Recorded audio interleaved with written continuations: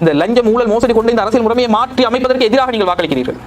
சஜித் பிரேமதாசவுக்கு ஆதரவாக நீங்கள் வாக்களிக்கவில்லை.